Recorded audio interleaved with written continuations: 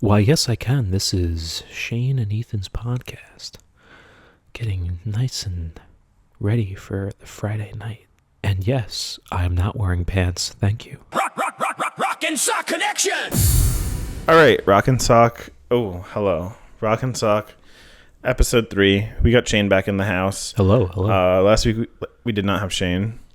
And the week before that, which was really several months ago, honestly, we did the other Man, how long ago was that podcast? Was that in like June or something? June? Oh my God. I don't know. That's crazy. I think you're right. I think that was But June. you know, it's podcasting. It's a process. Me and Ethan are drinking some nice Woodinville whiskey. Very good stuff.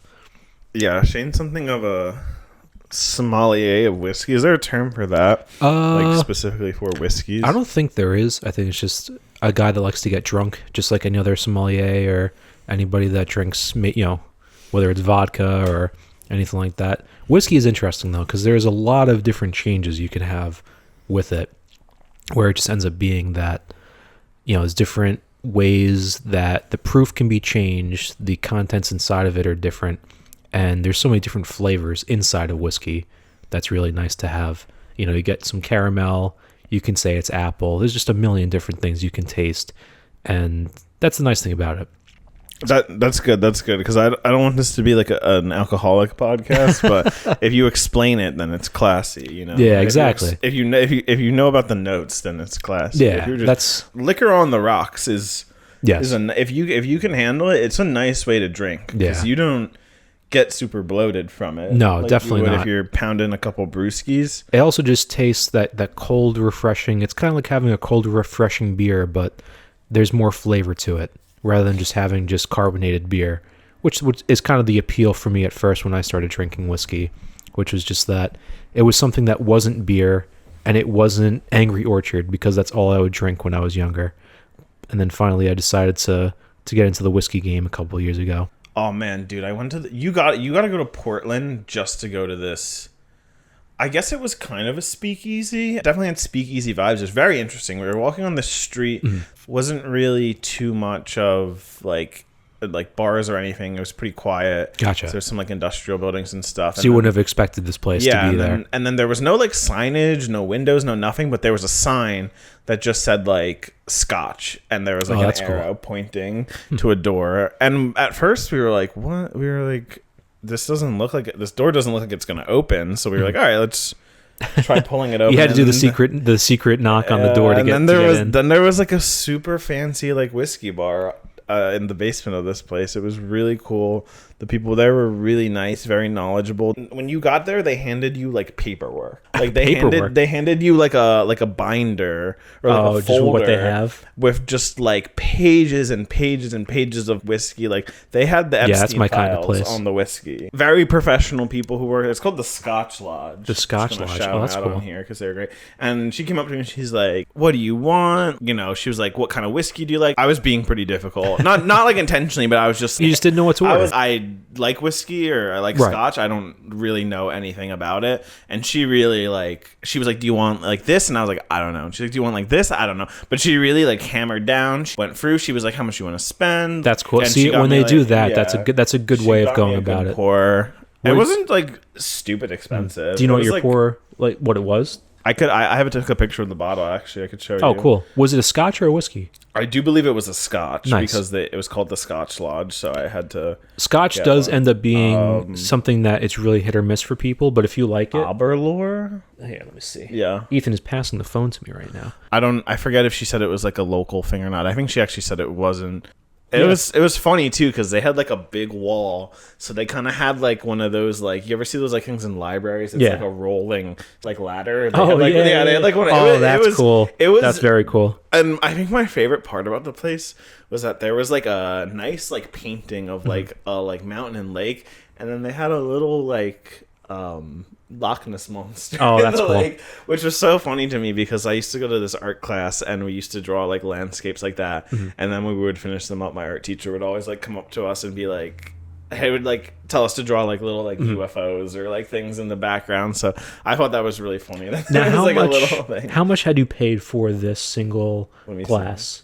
I was under $20 So for the pour. cool thing is, I figured it'd be that price. When it comes to Scotch, that whiskey is a double cask, 12-year aged Scotch, which is really really cool.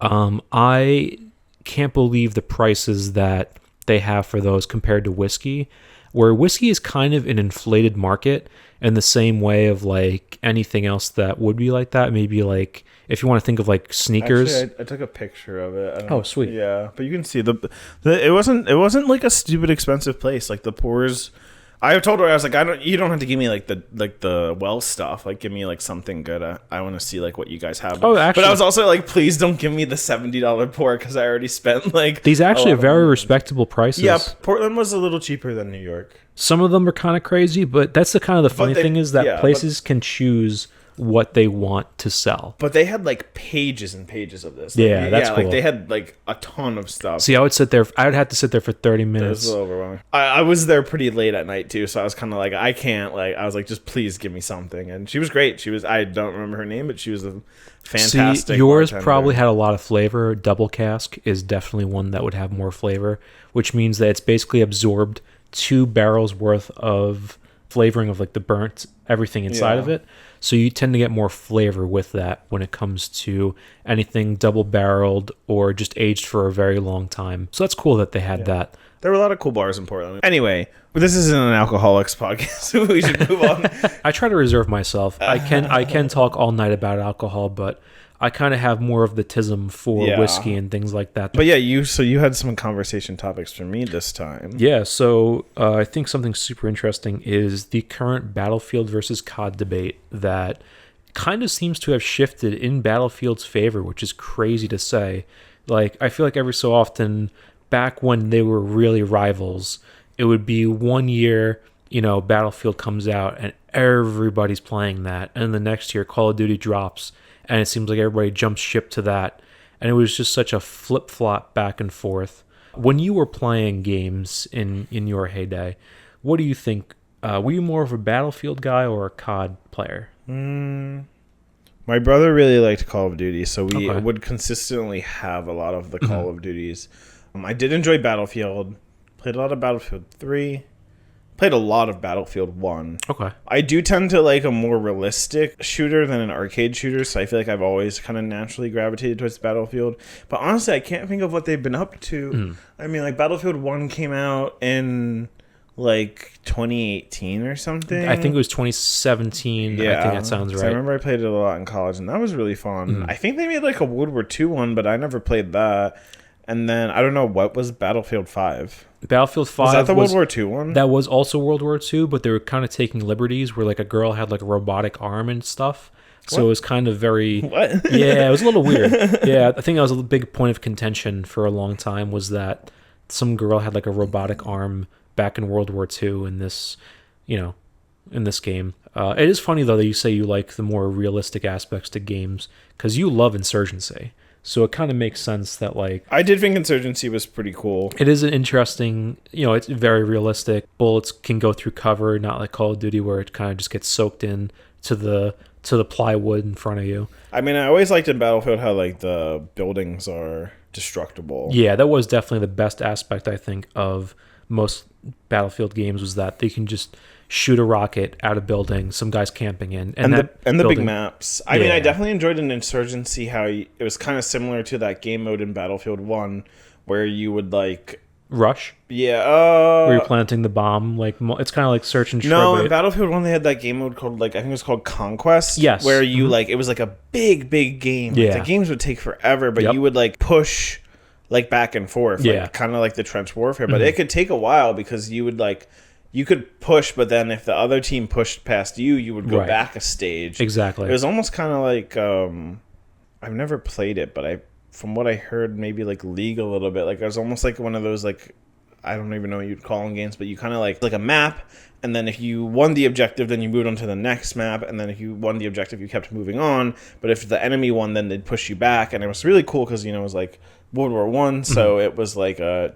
It kind of was like trench warfare, like you were like going back and forth. I liked that one a lot. And Insurgency kind of had that, not on as big of a scale, but it was similar. And we played only the PvE mode, but even then, with that. The AI is very smart, and it doesn't feel like it's overly. Sometimes it can feel like they're maybe hitting their shots a little too easily, but that kind of makes the fun of it, where it's kind of they're either really dumb and you've been alive for like the last 3 games, or you just get smoked by some guy that just runs up on you and you just weren't expecting it. What is COD even up to? I will say, I did enjoy Warzone a lot. But I think Warzone very much so felt like Battlefield to me because it was a big map. Right. You could hop in the chopper with your friends and like drive around and stuff. Like that felt like I kind of feel it's not fair because Warzone, in my eyes, it is obviously Call of Duty, but it kind of is its own thing. Yeah. Where Warzone was chasing the high of Battle Royale. And it's, so it's its own separate game mode where any game, PUBG, Fortnite, has that same type of formula to it. But man, the height of Warzone back during COVID might have been some of the best gaming that I've ever had. I was able to record so many clips on my computer when I was playing. There was so much crazy It was so much fun. It was such a sandbox. It was such a good sandbox, too. Just with all the and cars they got the stuff. balance down a lot of like the problem with like PUBG and other games like Fortnite was if you die off the beginning of the game, you're kind of just stuck there with your buddies being alive. And then Apex brought in respawns, and that was did Fortnite never have any respawn? So they didn't. And then when Apex came out, I don't know how long afterwards, after the release of Apex, that Fortnite was like, hey, we also have respawns now. But that kind of was, I think, the final piece of the puzzle to make a Battle Royale game that good, was the fact that you had this system in place where death isn't final unless it's the last, towards the end game, where respawns are disabled for most games now, which is a good idea. It's kind of a good balance to it. Well, Warzone had that thing where you had to like run the gauntlet kind of. Yes, and that was cool too.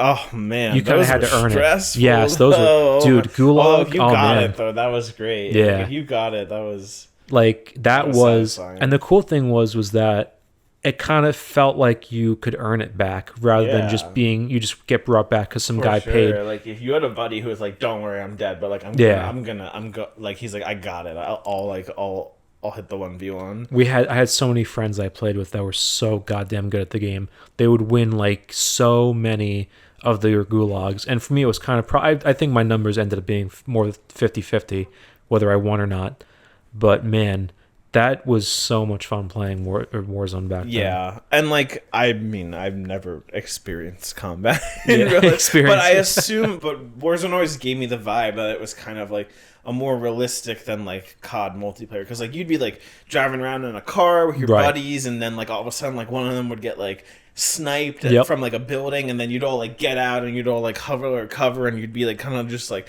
sitting there while like bullets would be like peppering you. And, in a way, it was kind of like Warzone was taking the notes of Battlefield, where it was just that open map. You had snipers that can just snipe, get you left and right. You have big vehicles driving around. They really did take a lot of notes at a time when Battlefield was kind of on its back heel, kind of flopping. Because Battlefield had like Hardline. Yeah, so Hardline, like the cops and robbers. Yeah, I never played it, but I remember hearing pretty. It was cool. I didn't play it. A lot of it. It was just not. It just wasn't the same vibe. Battlefield 3 and Battlefield 4 hold such a special place in my heart. No other game has really gotten to that point where Call of Duty is fun, and I've always enjoyed it, but Battlefield just has the heart to it. It just has those great times where if you're in a match that's just so memorable, I feel like I'm going to end up remembering that more than a really good Call of Duty match where it's just going to be, 5 rounds and then that's it. But I always enjoyed it, and I always thought that that's fun. And kind of funny, I was looking up the numbers, so to speak, of the concurrent Battlefield versus COD players. Guess how many Battlefield players are currently playing as of right now?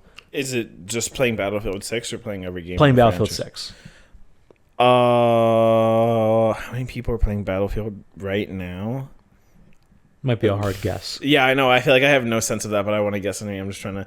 80,000? So, concurrently, 319,000 are playing Battlefield. I should have gone higher. The game just came out. Concurrently for COD, 46,000. But what's COD? I don't even know like what the current COD game is. That is COD 7.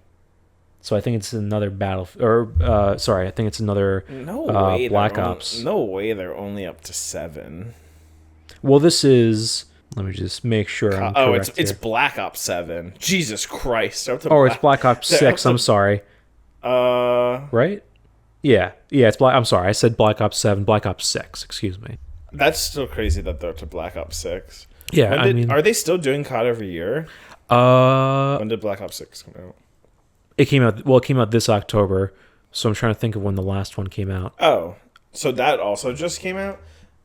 So no, this came out last year. Black Ops 6? Yeah, this came out October 2024. I think my phone is lying to me. That's what my phone says. My phone says 2026. Black Ops 6, Call of Duty. As of late October. Hold on. Although Black Ops 7 is supposed to come out in like 2 weeks. Oh, that's it. Okay, that's what it is. That's interesting. That makes sense. We should see what the player count is for Black Ops 7 when it comes out. I don't know why I kept thinking that 6 was the new one. That's so funny that they're up to 7. Though. Yeah, I mean that's not funny, but that's just crazy that they're keeping it going. Yeah, I mean, how many Black Ops are there for them to do? They already like, I took down like the Russians, and then they already like went to the future by like the third one. So. No, the second one they went to the future. It wasn't like, it was the future for the second one because in the first one it's just regular, So have they all just been in the future since then? They never went back to Vietnam. Well, there was a really weird one. I want to say 4 was the weird one that didn't have. I think 4 had like a weird, trippy, your character's in like limbo type of thing, and then I know one of them did not have a campaign, which is kind of crazy. Like Call of Duty, I think where Call of Duty shines is its campaign, where the Battlefield campaigns are never really, other than Bad Company 2, because Bad Company 2 is absolutely amazing. Battlefield campaigns don't really hold up to Call of Duty ones for the stories. It's more so, it's kind of just an extended tutorial. 5 was Cold War. 5 was Cold War, okay. I thought like the Modern Warfares, like COD 4 and the first run of Modern Warfares before they decided to just reset the numbering on them and use the same characters. Yeah. Although honestly, I played the 2020 Modern Warfare or 2019 Modern Warfare, and I also thought that one was okay. I thought it was like decently interesting, but I liked the storylines of that game. And like the first 2 Black Ops games, I think those were the only 2 I played. I thought those were great. Like the first one, how they like tied it into like World at War and stuff, and it was always cool. I was impressed, especially between COD 5, which was World at War, and then going towards the other ones. Like that gap in time was just absolutely amazing campaigns for video games where story was there. Maybe, okay, sure, you could say like Modern Warfare 3 wasn't the greatest, but like overall, those campaigns of those games, even other games that were kind of just smaller companies and things like that, so many games back then had such fantastic stories to them, whether it was indie games or other copycat shooter games. They're all good. They're great stories, enjoyable characters. Whereas nowadays, it kind of feels like the gameplay is more so what people are going to aim for now, just because no company can write a decent character nowadays. And I played the Modern Warfare 2 campaign a lot. But what I will never understand about that game is that in the beginning of the game, you're Private Joseph Allen, and you get recruited by the CIA to go undercover with a Russian terrorist group with Makarov. Yep.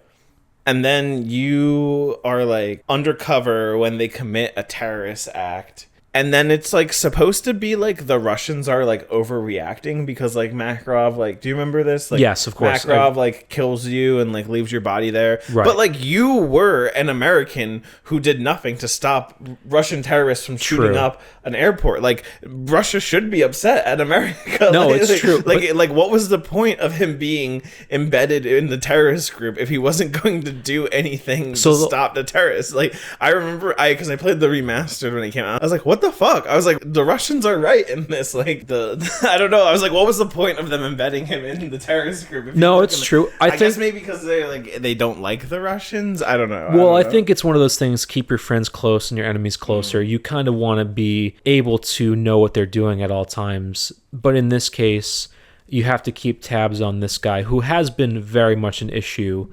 It's you know, it's a video game. Yeah. Very random fun fact. Private Joseph Allen is from Ithaca, New York. Really? Yeah, if you in like the beginning of Yes, they give you the whole breakdown. There's like a little like sheet that like has like his like I don't know his fucking character sheet or whatever, you know. That's his, like, very file. Interesting. I was playing the remaster when I was in college. Wow. And I was like, oh, I was like, look, it was like he's from Ithaca. That's crazy. I know, it was such a random little coincidence. All right, I think we talked about Call of Duty enough. Yeah, I think so. You got any other topics in the Book of Wonders? I actually do. The White House being renovated. Yeah, I had a pretty visceral reaction to that, honestly.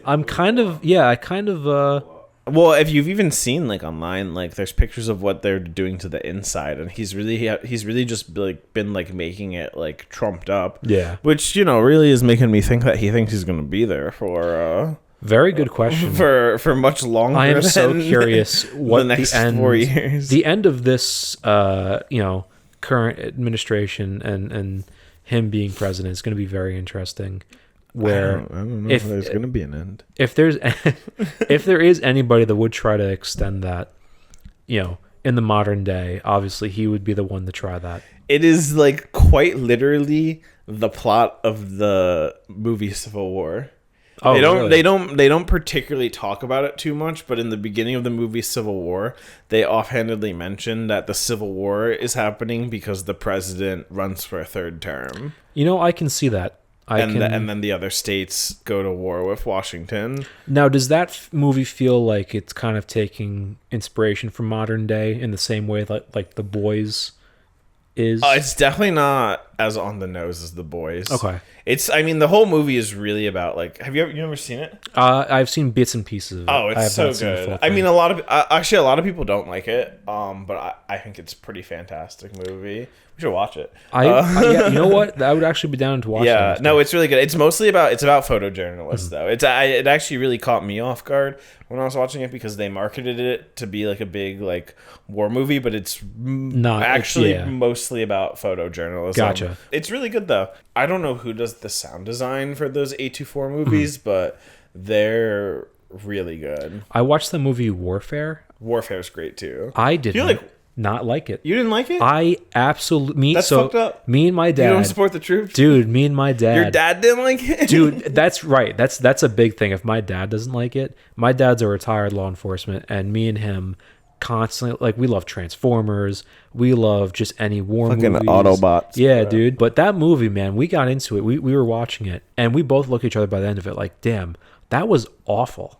Like, what didn't you like about it? So it follows this group of guys that are in this building, and you know they're setting up this whole thing that they're going to be ambushed, and they've been watching these guys for multiple days, and eventually they call in like a tank to come pick them up once the fighting starts. That tank, I don't know if you know this, that tank just disappears halfway through the movie. There's a big explosion that happens, but when they show the outside of the building, that tank is just not there. And they don't say it drove away. They don't say it like got blown up. There's no tank treads sitting in the street. So I know that tank, they just kind of just left out and just were kind of like, really? It kind of just drove off. But then the second thing that I think this was more so my gripe was that this other group of guys just shows up. They're supposed to be like the team that's helping relieve them. And I just don't give a fuck about these guys that show up. They're this magical team that shows up and just like is the relief and helps out the team, but they keep kicking this one guy's leg that gets blown off.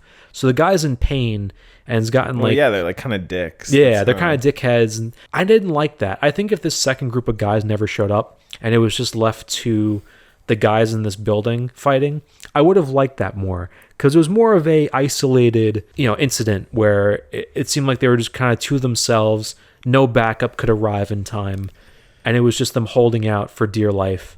But it just ends up being these group of guys who show up and they all just leave, and that's it. and the movie just ends like with a trail of dust. Well, I feel like that's the whole point of the movie, is that it's very like, I thought the ending was masterful, because it's just about how like our occupation of Iraq was just this like fucking wave of chaos that would just like pop into people's lives, fuck everything up, cause so much destruction and chaos, and then just leave. And then, you know, those people who just had their lives pretty much destroyed, they don't get any like compensation. There's these soldiers who also have their lives destroyed are also fucked. Like, that's interesting that you didn't like it. I don't know if you're gonna like Civil War now. I mean, Civil War has a little bit more of a plot, whereas Warfare is kind of just like it's not really high tension for like a couple hours. Or like, well, what I think is very interesting about Warfare is that the movie is real time. It's a 90-minute movie about a 90-minute encounter. Really? Is it those are the only two things you could complain about it? And you said you don't like the movie, or did you just like, so I don't know, those seem pretty minor. So with that, like, I think the acting was fantastic. I think they got the right people for that, where everybody in it, I wouldn't say there was anybody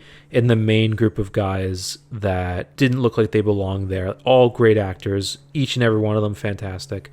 But just those little details, I just thought it was funny that this tank just disappeared. I gotta check that. I can't believe that they would mess that up if they did. I'm telling you, like, there's like an RPG attack, and they kind of show the street again. Does it not leave after like? But see, that's the thing, is I don't think they make any indication as to it leaving the area or it being destroyed. Because in the same thing, why would this tank leave that just showed up? Well, because they do the show of force, so I think that they have to do. I think the tank would have to leave when they have the plane come by and buzz them. Well, no, a tank would be able to have a show of force. It's kind of a building itself, a tank. They definitely would be able to survive a show of force. I bet you there's been many nowadays that have had jets fly over them for a show of force. All right, but I'm gonna watch it again, and I'm gonna I recommend just to rewatch. I'm surprised you didn't like it, because the sound design with the guns was very good. Everything detail wise it was great, but in my opinion, I think people try to use the fact that it's in real time as an excuse for kind of a mundane story. It is pretty light on plot. Yeah. But like, I mean, I didn't mind that. Like, I felt like it was saying something with that. Yeah, it was more of a statement than a plot line or a story to it. Are you familiar with that studio? Do you like their movies? I'm blanking on any other movie besides that one and Civil War now. I'm trying to think. Now, is that A24? Yeah, Warfare is A24. Well, A24, I don't know if it's A24. I believe they did The Whale. They do a lot. Yeah. They have a lot. They have a couple like bangers that people know, but they work a lot. Were they Parasite? No, that was probably some Korean studio. I don't think they were. Yeah, that studio. Midsummer. I've never seen Midsummer. Oh man, that movie annoys me. Oh, yeah, That's very obnoxious. Hereditary. Yep, I know. Yeah, that one I know is good. Let's see what else. I haven't seen it. I don't know if that's a sin or not, but I haven't seen it. Really? Everything Everywhere All at Once. I didn't know that was them. I know that was like a multiverse kind of plot to it. Yeah, you know what? I definitely don't watch as many things as I be They've actually had their hands in a lot of stuff that I'm supposed to. Ex Machina. Didn't know that was them either. Oh, yes. Okay, that I've seen. Yeah, they do a lot. They tend to do a bit more of like the artistic stuff. More, so, but that's interesting. That's interesting that you didn't like it. I'm going to make you watch Civil War now. And we're gonna see if you like it. I mean, listen, I have an open mind to it. I'm down to at least watch it and see. I feel like if anything, I'm probably gonna like it more than I liked Warfare. It sounds like your big complaint with Warfare was that it didn't really have like a lot going for it plot wise. There's a plot here. I think you'll enjoy it. A little bit backtracking. Halo is coming to PlayStation. Yeah, that's interesting. You seemed very shook by that. It's one of those things where I think this is my Berlin Wall coming down, where back in the day, PlayStation versus Xbox was such an insane, like it was so back and forth. You wouldn't really know who would win. I feel like the numbers don't lie nowadays, that PlayStation kind of took the reins, so to speak. And I think this is Xbox putting up the white flag and finally saying, what? Kind of is. We have the games, but you have the console. And I think it's smart. I think it's understandable that it finally got to this point where people are going to be able to have access to everything, and that exclusives they never really made sense. I mean, they did and they didn't. Like it's a selling point. Yeah. I feel like there was definitely a time when people were pretty unsure of what console they wanted, so they were probably Right. a selling point. But at this point, I feel like they're just kind of losing money. Yeah. Well, Microsoft's always been in an interesting position because they could always default to, well, if you're not going to buy an Xbox, you might buy a PC. Right. They had the means of, that wasn't their only thing.